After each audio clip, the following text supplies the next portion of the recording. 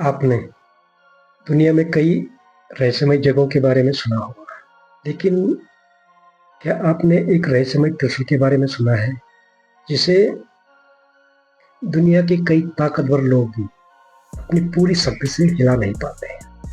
वही त्रिशूल जब एक श्रद्धालु अपनी उंगली से उसे छूता है, तो उसमें कंपन महसूस होने लगता है। अब आप कहेंगे कि ऐसा कैसे हो सकता है?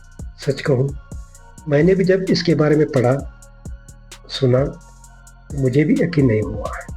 मुझे लगा कि शायद लोगों ने इस कहानी को बढ़ा-चढ़ाकर बताया होगा, लेकिन जब मैंने इसके बारे में पढ़ना शुरू किया और इधर-उधर से तथ्य इकट्ठे करने शुरू किए, स्थानीय लोग जब इनसे जुड़ी मान्यताओं को समझा, तब एहसास हुआ कि यह सिर्फ एक धार्मिक कहानी नहीं, बल्कि इतिहास, पुरातत्व और आस्था तीनों का ऐसा संगम है, जिसने सदियों से लोगों को सोचने पर मजबूर किया है। और सबसे हैरानी की बात पता क्या है? कि आज तक भी कोई इस रहस्य का अंतिम जवाब नहीं दे पाया। तो आइए चलते हैं उत्तराखंड के उत्तरकाशी में, जहाँ हिमालय की ऊंची चोटियों के बीच भागीरथी नदी के किनारे सदियों से खड़ा है भगवान विश्वनाथ का प्राचीन मंदिर, और उसके आंगन में खड़ा है वह रहस्यमयी त्रिशूल। उत्तराखंड का उत्तरकाशी, जिसे यहाँ के स्थानीय लोग प्यार से उत्तर का काशी भी कहते हैं। यहाँ के बारे में कहा जाता है कि जैसे वाराणसी शिव की नगरी है, उसी प्रकार से हिमालय की गोद में बसी यह नगरी शिव की विशेष तपोभूमि है। सदियों से साधु, यात्रीगण समय समय पर इस तीर्थ नगरी में आते रहते हैं, लेकिन इस मंदिर की सबसे बड़ी पहचान इसका शिवलिंग नहीं है। आंगन में खड़ा एक 26 फीट ऊंचा विशाल त्रिशूल है, जिसने इतिहासकारों, श्रद्धालुओं और यात्रियों सभी को अपनी ओर आकर्षित किया है। पहली बार जब इसको देखते हैं, तो दिखने में यह केवल एक साधारण लोहे का त्रिशूल लगता है। पहली नजर में यह सिर्फ एक लोहे का त्रिशूल लगता है, लेकिन जैसे जैसे आप इसके करीब जाते हैं, मन में सवाल पड़ने लगते हैं। यह इतना पुराना होकर के भी आज तक सुरक्षित कैसे है, और इसे बनाया किसने? और लोग इसकी एक उंगली से होने वाली कंपन जो महसूस होती है, उसकी बात क्यों करते हैं? दोस्तों, इन सवालों का जवाब खोजने के लिए हमें दो पहलुओं की पड़ताल करनी पड़ेगी। पहला रास्ता इतिहास और पुरातत्व, और दूसरा रास्ता है स्थानीय लोगों की मान्यता और विश्वास का। और यहीं से शुरू होती है उत्तरकाशी के इस रहस्यमय त्रिशूल की कहानी। लेकिन एक सवाल मन में आज भी खड़ा होता है कि क्या यह त्रिशूल सच में कई वर्षों पुराना है, या फिर इसके पीछे कोई ऐसा रहस्य छिपा हुआ है जिसके बारे में आज तक बहुत ही कम लोग जानते हैं।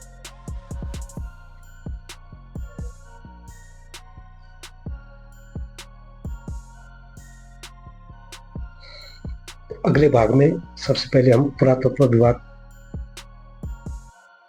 के द्वारा दी गई जानकारियों के बारे में जानते हैं।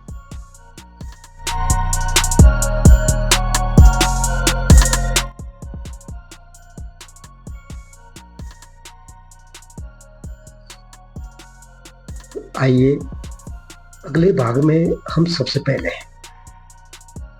इतिहास और पुरातत्व विभाग इस रहस्यमय त्रिशूल के बारे में क्या कहते हैं। अब तक हमने सुना कि लोग इस त्रिशूल को रहस्यमय क्यों मानते हैं।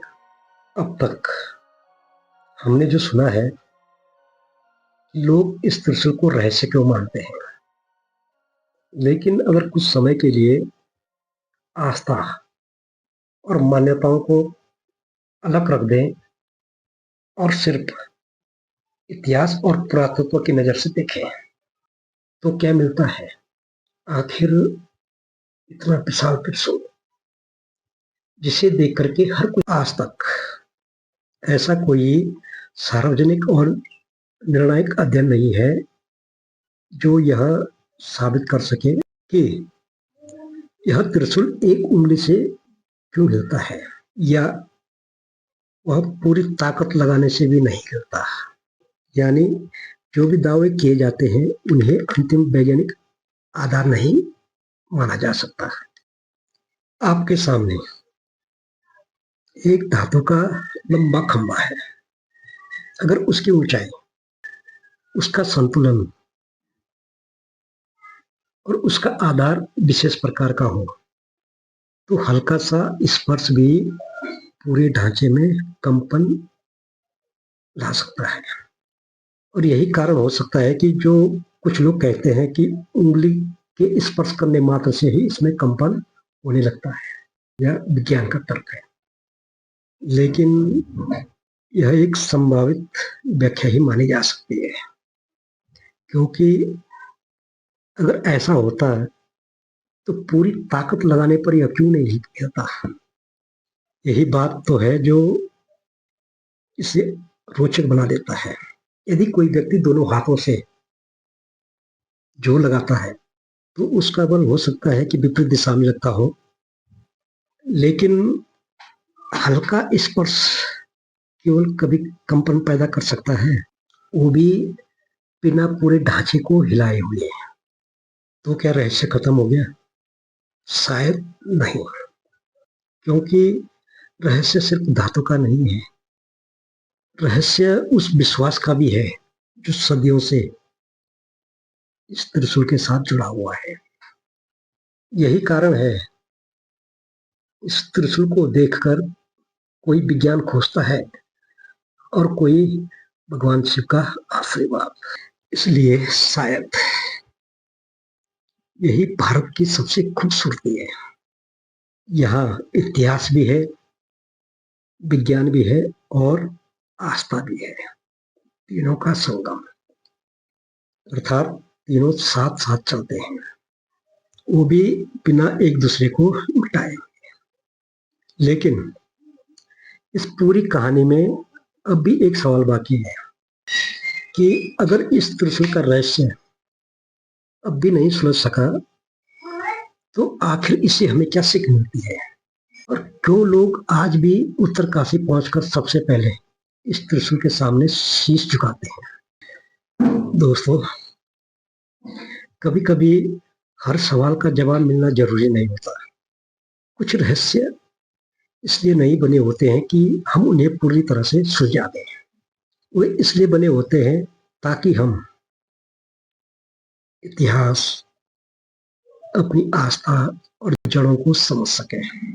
उत्तरकाशी का वह त्रिशूल शायद धातु का बना एक प्राचीन स्मारक नहीं है जिन्होंने सदियों पहले ऐसे अद्भुत निर्माण किए जिनको देख करके लोग आज भी हैरान होते हैं। ये उन ऋषियों की भूमि भी याद दिलाते हैं जहां तप, ज्ञान और आध्यात्म जीवन के हिस्से थे। और यह उन लाखों श्रद्धालुओं की श्रद्धा का या आस्था का भी प्रतीक है जो हर साल यहाँ भगवान शिव के दर्शन करने के लिए आते हैं। एक ऐसा त्रिशूल जिसकी कहानी आज भी शोध का विषय बनी हुई है, लेकिन अगर आस्था की नजर से देखें तो यह भगवान शिव की शक्ति का प्रतीक है, जिसके सामने श्रद्धा पूर्वक सर झुकाना ही सबसे बड़ा उत्तर है। अगर आपको उत्तरकाशी जाने का मौका मिलता है तो इस त्रिशूल के पास अवश्य जाएं और वहां जाकर के सिर्फ फोटो खींच के मत आना, कुछ देर इसके सामने खड़े रहें, उसको निहारें, मंदिर के घंटियों की आवाज सुने, भागीरथी की धारा को महसूस करें और सोचिए कि यह त्रिशूल न जाने कितनी सदियों से कितने राजाओं, कितने यात्रियों और कितनी पीढ़ियों का मौन साक्षी बना खड़ा है। तो क्या यह त्रिशूल सच में चमत्कारी है?